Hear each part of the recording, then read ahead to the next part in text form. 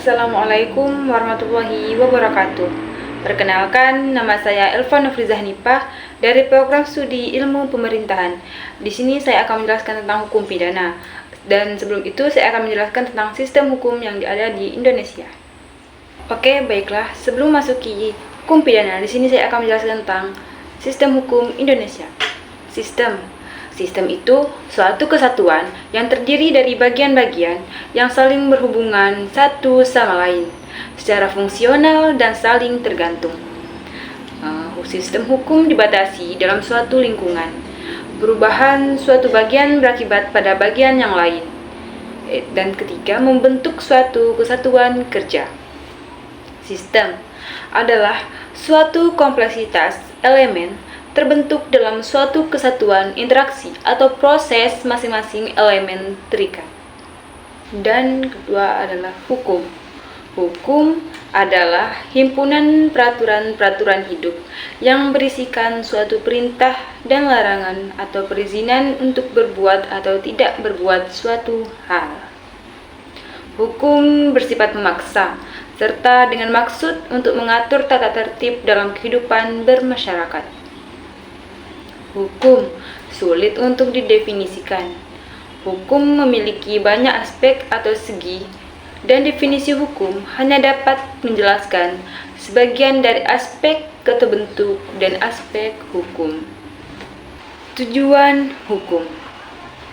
Tujuan hukum dapat dijelaskan mengenai, yaitu ketika kamu melakukan suatu kesalahan atau pelanggaran, hukum dapat bertindak sesuai dengan wewenangnya. Karena itu adalah tujuan hukum. Tujuan utamanya adalah untuk mengatur tingkah laku manusia dalam menjaga ketertiban, keadilan, serta mengantisipasi kekacauan di lingkungan. Setiap negara memiliki aturan hukumnya sendiri, begitupun dengan Indonesia. Baik, di sini kita akan memasuki tentang materi intinya, yaitu tentang hukum pidana. Hukum pidana adalah seperangkat aturan yang mengatur perbuatan-perbuatan yang dianggap melawan hukum dan menetapkan sanksi pidana bagi pelakunya. Tujuan utamanya adalah untuk menjaga ketertiban umum dan melindungi masyarakat dari tindakan-tindakan yang merugikan. Hukum pidana diatur dalam Kitab Undang-Undang Hukum Pidana atau KUHP yang mengklasifikasikan perbuatan pidana menjadi dua kategori utama. Yang pertama, pelanggaran, dan yang kedua, kejahatan. Pelanggaran yaitu perbuatan ringan yang diancam dengan hukuman denda atau hukuman kurungan ringan, seperti mengemudikan kendaraan tanpa SIM atau bersepeda malam hari tanpa lampu. Yang kedua, yaitu kejahatan. Kejahatan adalah perbuatan serius yang mengancam keselamatan atau kesejahteraan masyarakat, seperti pembunuhan, peruncian, pencurian, dan pemerkosaan. Tujuan hukum pidana. Hukum pidana memiliki dua tujuan utama. Yang pertama, yaitu fungsi preventif atau fungsi pencegahan.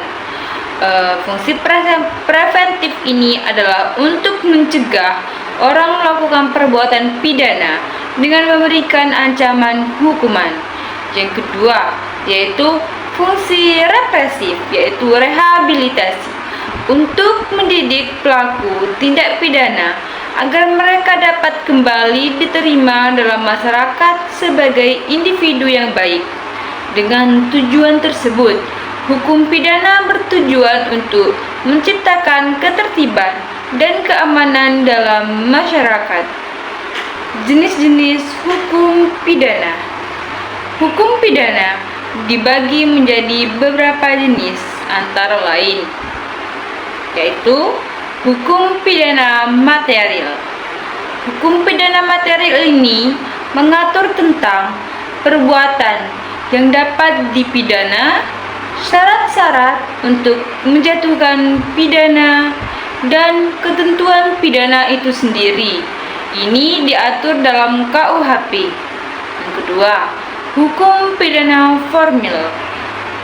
Hukum pidana formil ini mengatur tata cara pelaksanaan pidana oleh negara, yang dikenal juga dengan hukum acara pidana.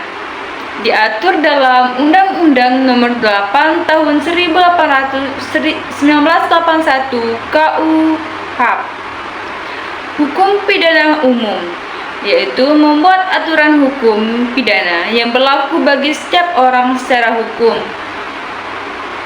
Yang terakhir, hukum pidana khusus, memuat aturan hukum pidana yang mengatur tindak pidana khusus seperti hukum pidana militer, hukum pidana fiskal, hukum pidana ekonomi, dan hukum pidana korupsi. Asas-asas hukum pidana. Beberapa asas dasar dalam hukum pidana meliputi asas legalitas. Tidak ada suatu perbuatan yang dapat dipidana kecuali berdasarkan aturan pidana yang telah ada sebelum perbuatan dilakukan. Pasal 1 ayat 1 KUHP. Yang kedua, asas teritorialitas. KUHP berlaku untuk perbuatan pidana yang terjadi di wilayah Indonesia. Pasal 2 dan 3 KUHP. Asas nasionalitas aktif dan pasif. KUHP berlaku untuk WNI yang melakukan tindak pidana di luar negeri dan untuk tindak pidana yang merugikan kepentingan negara. Asas universalitas. KUHP dapat diterapkan pada tindak pidana internasional yang merugikan kepentingan internasional. Contoh tindak pidana. Tindak pidana dapat dibedakan berdasarkan berbagai aspek. Yang pertama, berdasarkan KUHP, kejahatan, seperti pembunuhan, pasal 338 KUHP, pemerkosaan, dan pencurian, pasal 362 KUHP. Kedua, pelanggaran. Setiap pelanggaran lalu lintas yang tidak memenuhi syarat seperti mengemudikan tanpa SIM, pasal 281 Undang-Undang Lalu Lintas. Yang kedua, berdasarkan cara merumuskannya. Ada delik material. Delik material adalah perbuatan yang mengakibatkan akibat tertentu. Misalnya, pencurian yang mengakibatkan kerugian pada korban. Yang kedua, ada delik formil. Delik formil merupakan perbuatan yang dianggap melanggar hukum tanpa memerlukan akibat tertentu seperti tindakan pemerasan. Berdasarkan bentuk kesalahan, delik sengaja. Misalnya, merencanakan dan melakukan pencurian dengan niat jahat.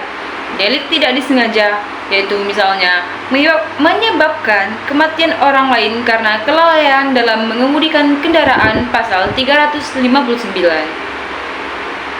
Sumber-sumber hukum pidana. Hukum pidana di Indonesia bersumber dari berbagai peraturan perundang-undangan, antara lain Kitab Undang-Undang Hukum Pidana atau KUHP, buku 1 mengenai ketentuan umum, buku 2 mengenai kejahatan, dan buku 3 mengenai pelanggaran.